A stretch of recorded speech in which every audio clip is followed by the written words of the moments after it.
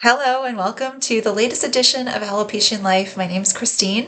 I'm grateful as always to have you with me.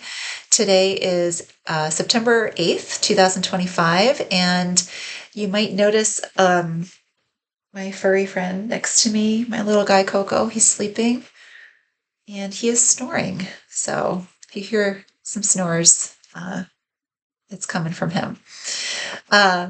So this is vlog number 2 in my 5-part series of how I've discovered, I think, why I've lost my hair. And I have, as you know, made several dozen vlogs over the last 5 or 6 years that I've been doing this on YouTube.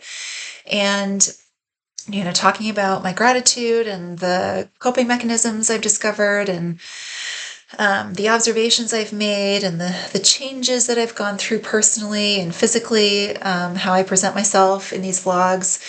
And all of that is wonderful. And I really don't think I would trade it because this disease has changed me as a person, I think, for the better in lots of ways.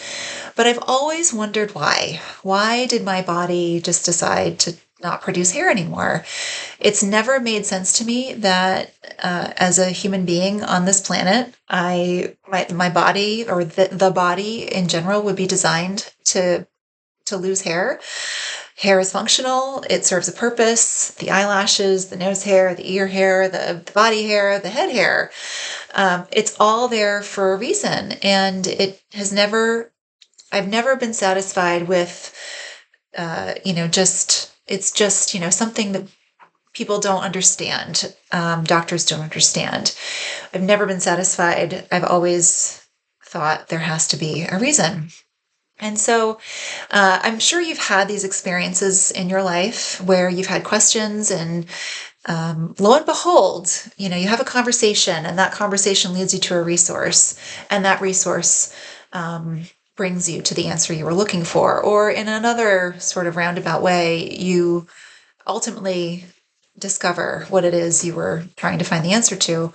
And this vlog is devoted to that sort of a serendipitous series of events in my life last year, where I was speaking with my friend Dave Kaprinsky, who has written several books, and he's a musician, amazing creative person. He's an artist, and I was reading his latest book called Finding the Source. If you're interested, it's a very good read. It's all about his experience trying to understand why he had AS, or ankylosing spondylitis. And it was at the point that I was reading this book where my functional medicine doctor, and I were talking about the next step in my own treatment, which I haven't talked a lot about in my vlogs, but I will eventually. And at that point, we were deciding what to do about Klebsiella, which is a bacteria, one of many overgrown bacteria in my gut that were discovered as a result of all the testing that she did with me. And I had read his book, and then I had an appointment with her, and I was like, Doctor, I just read this book and it talks about Klebsiella, and wasn't I diagnosed with that? Way back when you and I first started working together, wasn't that one of the things that you said was not right in my body? And she said, yes, Christine, it was. And I said, well, so my friend is now cured of his AS. He's thriving. He has no more body pain. This autoimmune disease that he had for years that basically disabled him and caused him to be addicted to pain medication that he talks about it in his book, is completely thriving. And he is thriving in part because he took this herbal tincture that he talked about in the book.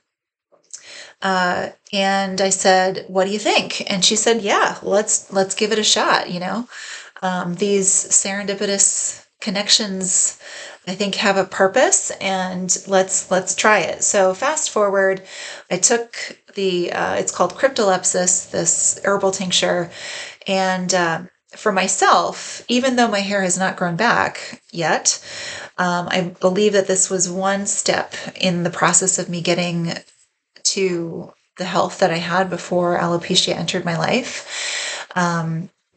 And the sign that I've noticed, the improved health that I've noticed as a result of taking this tincture, is that my hands are no longer stiff. I was waking up with stiff hands every morning for years, and I had several blood draws and x-rays of my hands to see if I had the markers for arthritis, and everything came back negative, and yet I had stiff hands when I woke up every morning. And my doctor said, I wouldn't be surprised, Christine, if after this is everything is said and done, when you're done with the Klebsiella eradication, your hands feel better.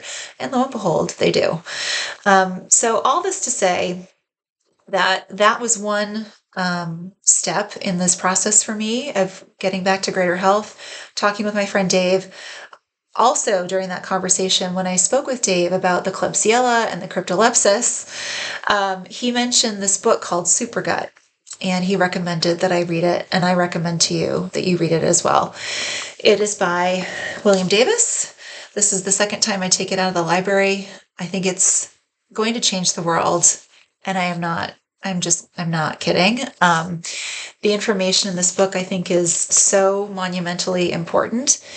And what has been reassuring is that the conversations I've had with my doctor are echoed in this book. A lot of the tests that she's had me do, a lot of the bacteria and the fungi she's identified in my body, he explains why they're so bad. And a lot of what they've talked about mirror each other, which has been very validating and comforting to me as I've gone through this process with my doctor. And so I leave you with that. If you have the opportunity to read Supergut between now and my next vlog, I think it'd be a great primer for the rest of what I have to share with you. And I think it's nothing short of miraculous, the information that came out of that book and how it all fit in my life experience thus far with alopecia, helping me understand what's going on. So I hope that this has been helpful. Stay tuned for vlog number 3. And as always, please remember that there's a lot of life to live and a lot of love to give, even when you don't have hair. I look forward to seeing you next time.